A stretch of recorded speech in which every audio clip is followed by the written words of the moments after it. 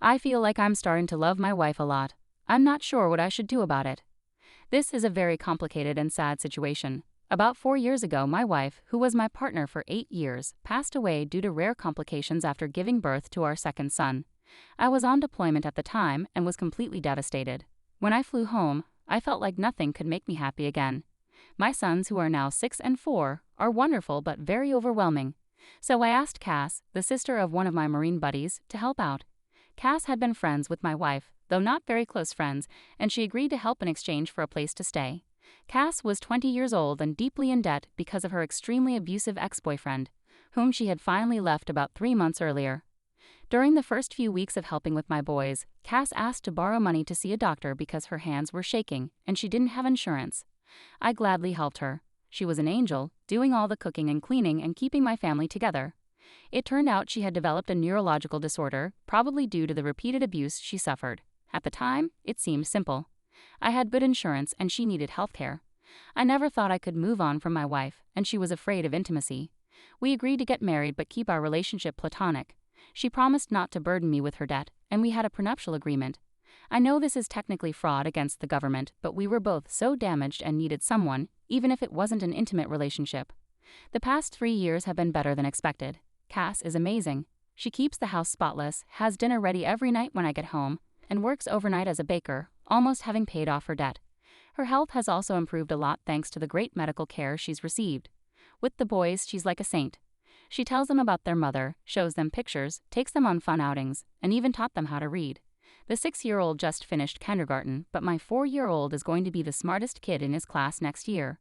Sometimes the 4-year-old calls her mommy, but she gently corrects him and reminds him that her name is Cass, and that mommy is the angel whose picture is above the fireplace. Once her debt is fully paid off, the kids are in school and she saves up some money. She's planning to go into a nursing program. Our relationship is still platonic, but very caring. I've cried on her shoulders more times than I can count, and she's done the same. One night, I was really stressed out and yelled at Cass about something small. She had taken my sons to see Santa without me. She got quite scared, but we worked it out, and I even offered to pay for her to see a counselor. She didn't take the offer. That was 2 years ago, and we've had small fights since then, but we've been able to work through them. She seems to understand me whenever I'm hurt, upset, or angry, and has a calming effect on me that I can't explain. The problem, Reddit, is that I think I might be falling for her. I've been noticing little things. Her scent, her smile, her laugh, the way she smiles with her eyes when she sees me, and how much my boys love her. Not to mention she's gorgeous, hardworking, and one of the strongest people I've ever met. A few nights ago, I almost kissed her after we put the boys to bed, and her hugs goodbye have started lasting a bit longer. The other day, she was napping in my bed, she was washing her sheets, and I wanted to join her, not for sex, but just to lay with her, hold her, and kiss her. I don't know what to do or how to bring this up. It's been 4 years since my wife died, and I can only think of a quote from Asterisk, A Song of Ice and Fire Asterisk, where a character says that when the sun has set, no candle can replace it, meaning that since his true love has died, nobody could replace her.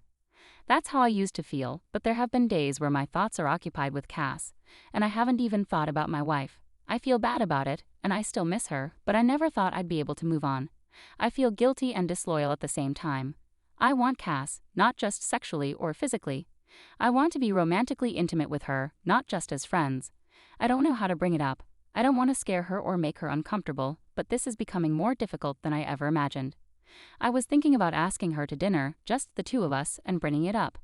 But what if she refuses? How can I gauge her interest? If it means anything, the other day she was having a hard time with the boys. They were restless and out of hand, so I brought her some of her favorite flowers. She was extremely happy and gave me another long hug and a quick kiss on the lips. I was surprised, but she was excited, finishing dinner and putting the flowers in a vase. What does this mean?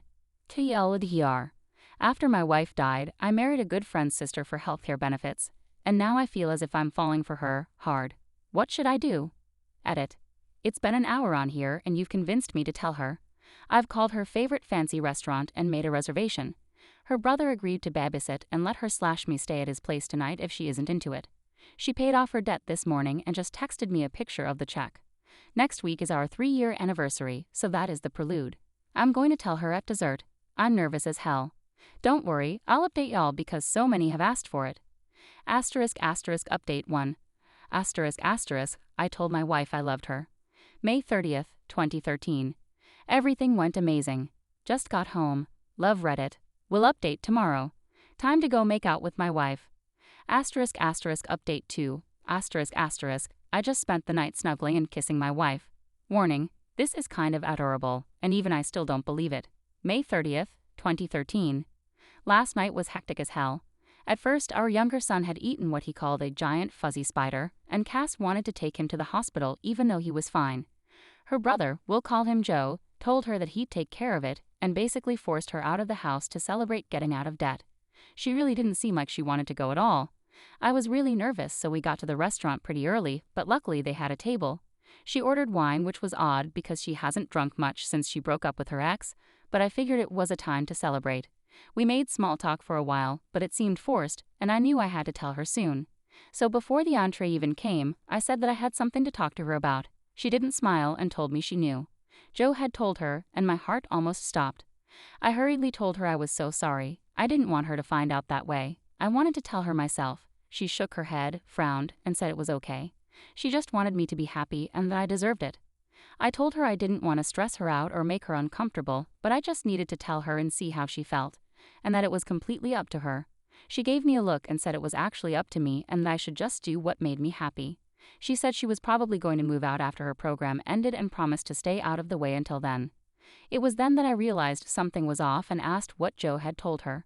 She said he told her I wanted to take her out to dinner to tell her that I had started developing feelings for a girl and wanted to ask Cass if it would be okay if I asked this girl out. That's when I realized Joe had set me up for the most climactic pickup line ever to exist. Our entree came. I had shrimp and pesto yaki, and she had crab legs, for you detail lovers. I explained that yes, I had started developing feelings for a girl. I just didn't want it to mess up what we had. She said it wouldn't mess anything up. She still loved the boys and would take care of them and the house. I continued to explain that I wasn't going to ask the girl on a date, though, and she asked incredulously why not. Then I dropped the smoothest line I've ever dropped, because I'm already on a date with her right now. Thanks to Joe, who must have known about my planned move and really wanted me to use that line. She gave me this look, like the one she gives my sons when they tell her things like, "I'm going to the mall by myself," or "I have a girlfriend named Tammy." Then she looked away, smiled, shook her head, and asked, "Really?" I nodded and told her that I cared about her more than anybody else alive other than my sons, that I loved our family, and that I had fallen in love with her. She then took a drink of wine, rolled her eyes, and said, "About time, LX." I'll never forget what happened next. Maybe it was a faux pas, but I leaned across the table and kissed her, spilling her wine, but neither of us cared. We kissed for about a minute before she told me to get off her before her crab legs got cold. This was joking, but not. You'd have to know her. After leaving the restaurant, we got ice cream and sat around kissing some more before heading home. Joe was sitting on our couch watching one of those VH1 dating shows with a smug grin on his face. Cass ran in, screaming at him that he ruined everything and that she was going to have to move in with Mom now. We let him believe it for about 5 seconds before bursting into laughter. He shook my hand, told me that the boys were sleeping, and left.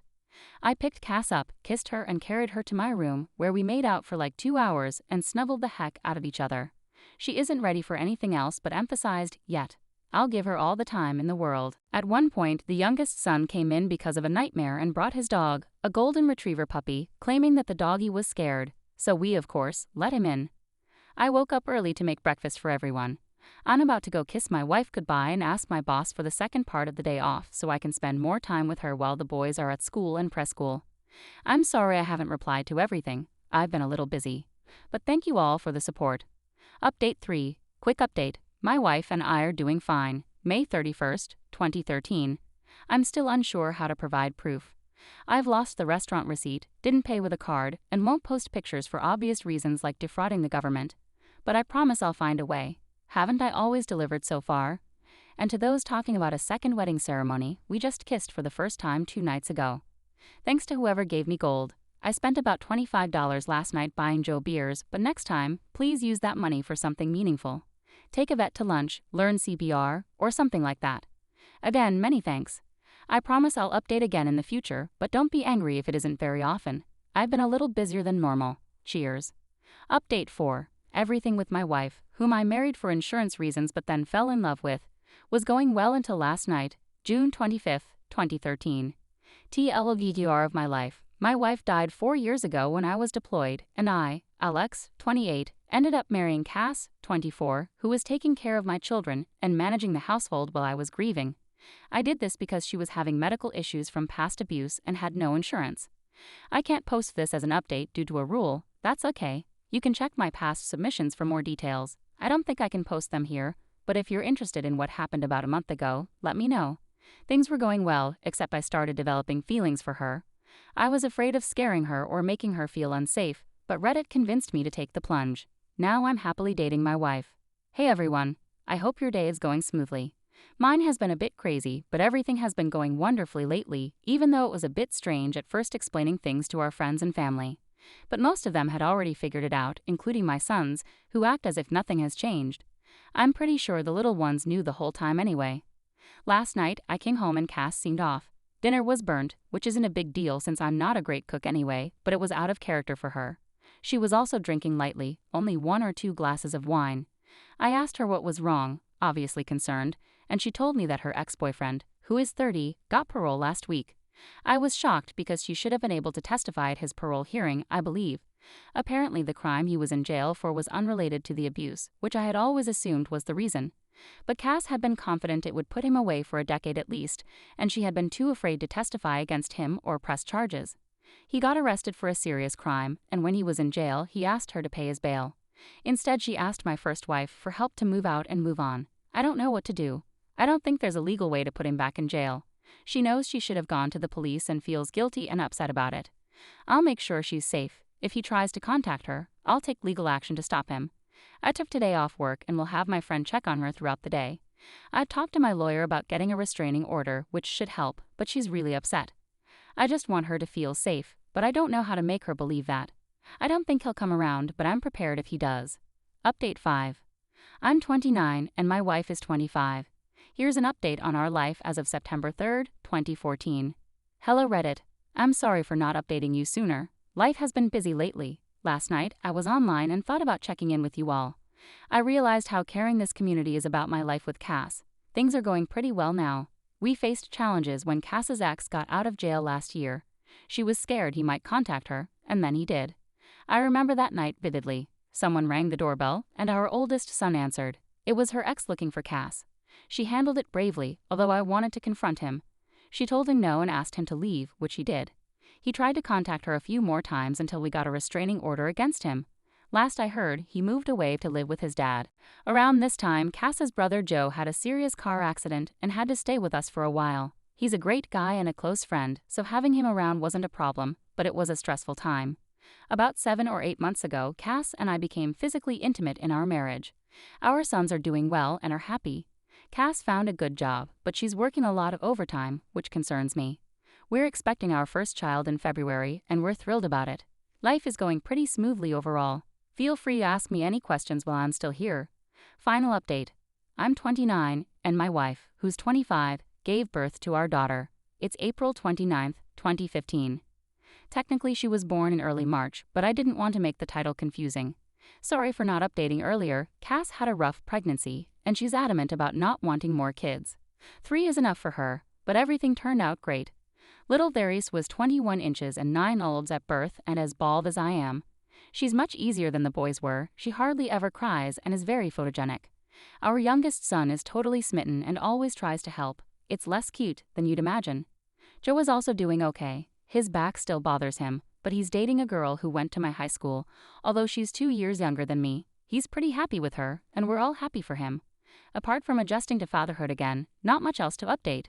I'm home with the baby today while Cass is out, so I'll be around for a while if you have any questions.